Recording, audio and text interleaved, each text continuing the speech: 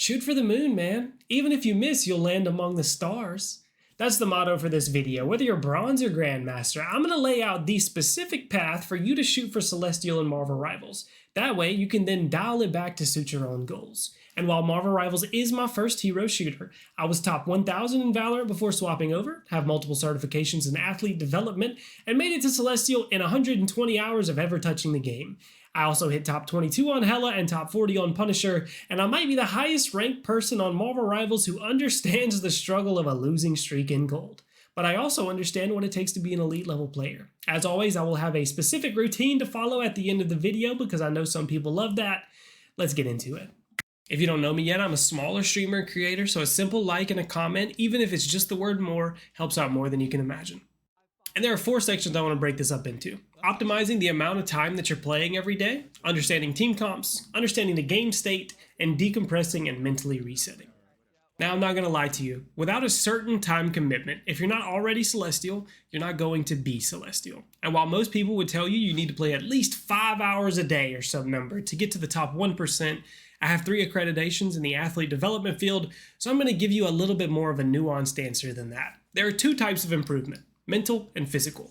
Mental improvement, akin to studying, is more nuanced and takes a little more time, so let's start with physical improvement, i.e. development of motor function. Because that's literally what gaming is. It's all decision making tied into motor control that determines the success rate of the decisions that you made. That's the feedback loop. And motor control can be developed at about a rate of 90 minutes per day of heavily focused and intense development before significant levels of diminishing returns start to take effect. It's a bit of a mouthful there, but we've also seen that at about the 60-minute mark of focused improvement, diminishing returns kind of begins, but is more negligible at that point. And this is why I always say focused improvement specifically, because in highly trained athletes, it takes a little bit longer for them to reach diminishing returns in the first place.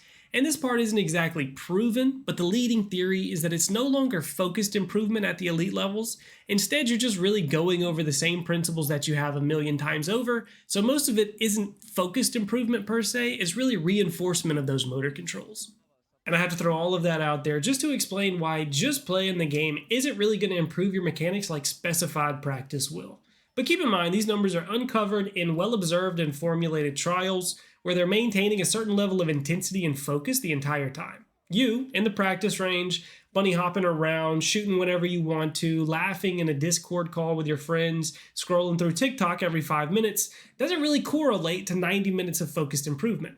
All of this to say, the easy way to do it is this. The optimal way to develop is through very specific and intentional, mindful practice. And to get close to optimal improvement, the easy way is to identify a weakness of yours, or just an area of your game that you can imagine yourself being better at, and focus specifically on that one aspect for 60 minutes a day.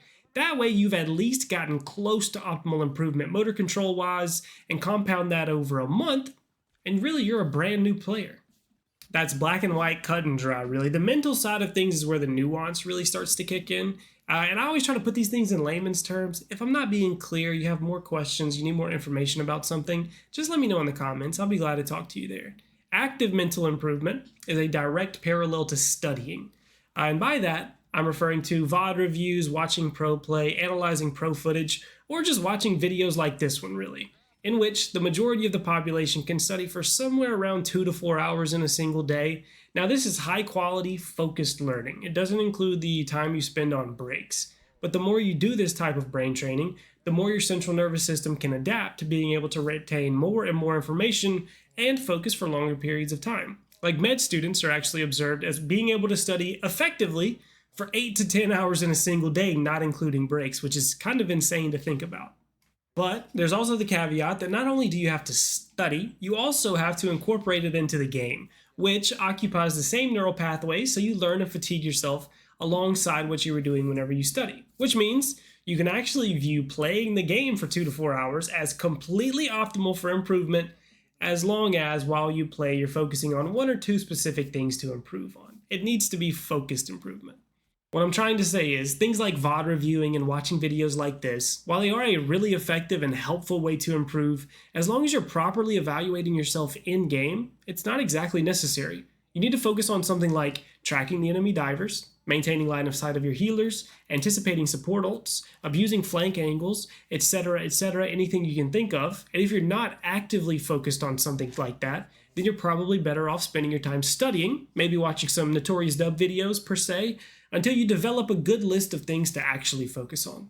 I think that's probably about as concise as I can make that topic. That's an area of huge focus of my study, so if you want another video specifically on optimal times of improvement, let me know in the comments below.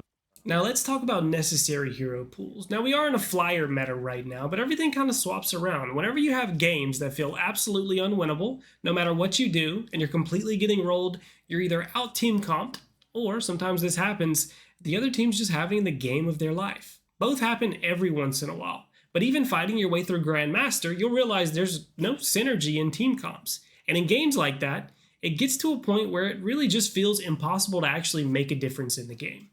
So let's try and simplify it as best we can. In team-based games, there's always like a trio of team comps: dive, poke and pick, and kite comps. And depending on how much time you actually spend each week to learn heroes, you either want one hero for each team comp and against each team comp, or one main hero that you always play, and just another one that's a backup in your role that kind of fills well with any team comp whenever you need to make a swap. Dive comps usually consist of 2 or more heroes that dive to the enemy backline. Self-explanatory, you probably knew that. You also know the heroes because they are the bane of all of our existence every once in a while: Captain America, Venom, Magic, Black Panther, Spider-Man, etc. And in these team comps, you either play someone who dives, or supports the dive, or the safest character you possibly can. You just have to accept the fact that if your team is playing dive, you're going to be fighting at a disadvantage while they're setting up for the dive, and hopefully at a big advantage whenever they actually go in.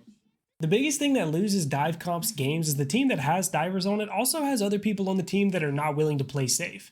They die right before their team dives, which allows everyone to turn around and focus on the divers, which turns the 20-second respawn timer into really a round-long stagger because no one on your team is willing to stay out of combat while waiting on you to respawn, and taking the extra time necessary to let you get back into position to dive again.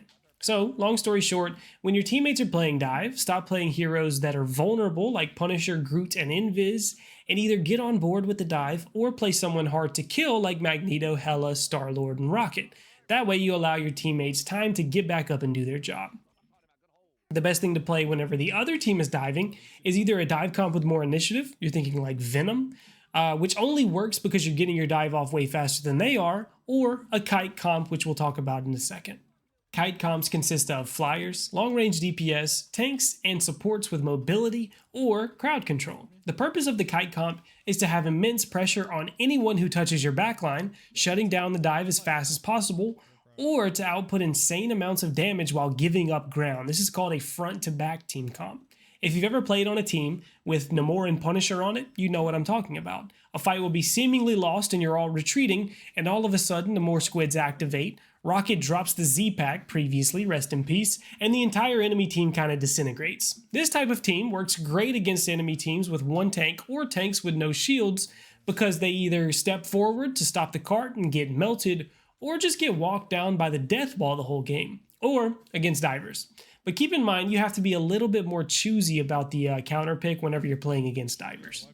But this type of comp loses to the last type of team, the poke/pick comp. We all know this comp. It's the one team that capped the convoy on us with 5 minutes left that one time. Your tanks are talking crap about your DPS that has 0 kills, but there's also been 0 team fights the entire game because everyone's just been dead somehow. Here you have Hela, Hawkeye, Psylocke, Black Widow, kinda Star-Lord and Human Torch, Loki, Mantis, Magneto, and Thor. The beauty of a team like this is that against those teams that are just playing front to back, slapping your tanks and never abusing flanks or dive, the game is almost always a free win because the Hela Hawkeye combo has so much time to get kills, and one random pick usually results in a snowball effect and a completely won fight. The only thing the poke/pick comp needs to be successful is a coherent front line to stop the team from collapsing, which gives the pick heroes space to actually make their plays. Mantis to power up the people going for picks, Invisible Woman to push/pull zone people away, Magneto to help finish kills and hold the front line. You really can't go wrong as long as you can see yourself contributing to holding the front line. And this combo, unfortunately, gets ran through by divers, which starts our process all over again. The trio continues. And while you might not be able to get your team to swap quickly and actually get to a good team comp, all you have to do is your part. That way you can try to get your team closer to countering theirs, and your win rate's going to improve significantly. I will say the biggest relief in my climb kind of started whenever I first started climbing through Celestial, and it felt like my team actually started understanding the game state. It feels like this is where the majority of the toxic community comes from, because people really just look at the scoreboard, that way they can try and figure out what's going wrong, instead of having enough game awareness to actually see what's going wrong for themselves. Here's an example. If you press tab and your duelists have 0 kills, it's probably not because they're actually just dog water players that you need to rage at. Kills are sometimes just extremely hard to pick up. If the enemy's healers aren't getting pressured at all, that means people aren't going to be able to fall down. There might be a Captain America or a Venom in your backline, and the front line isn't able to hold the rest of the enemy team back far enough where their healers can't get heals off on the people actively diving your team. Maybe the other team has a Magneto that's completely ignoring your team's tanks and constantly chipping at your squishies, which stop them from ever being able to apply pressure. There are a lot of things that stop people from falling over. And at some point in your gaming development, there will come a time where you start to understand the game state and see what's actually going wrong in the game instead of just looking for someone to blame skill-wise. If you're fighting for over a minute and no one is dying on the other team, take a second to look around and figure out why. If someone on your team dies, instead of raging at them, actively look around and try to find their death marker and try to understand what happened. There's a chance you can figure out the problem and turn the tide of that specific game, but more importantly, you'll better understand the problems that come up in games, which makes you more likely to prevent it in the future. And the best example of understanding the game state is early swaps. Until like High Grandmaster probably, I would wager that you never see someone swap to a hero that properly counters the enemy team within at least the first minute of the game.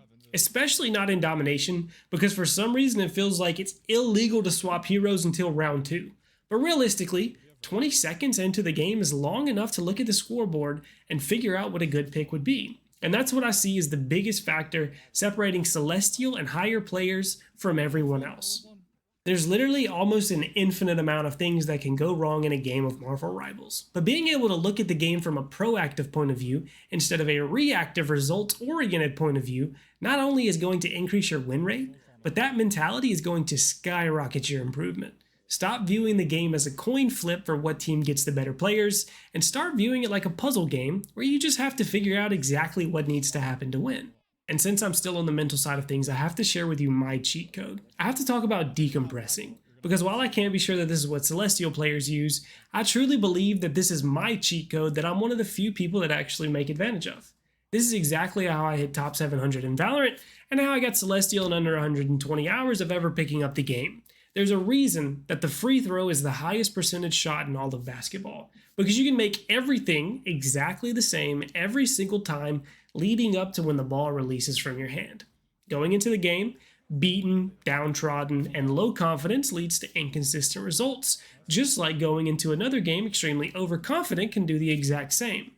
So instead of just going straight into another game, take a moment to decompress. For me, I am a Kovacs fiend, so on days where I'm really trying to improve, in between every game, whether I win, lose, do awesome or awful, I'll do 2 reps of a 2-minute scenario, or 4 reps of a 4-minute scenario. And for me, aim training is kind of like meditation. I've done it enough where I don't get worked up at the results, I'm just refining my skills a little bit, zoning out and focusing. That's my reset.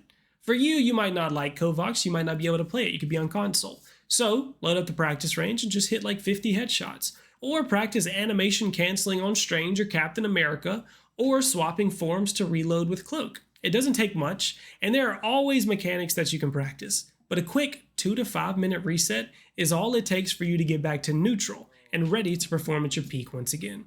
Not to mention, if everyone did this, we would lose a lot of the random, unnecessary toxicity that's plaguing the game right now.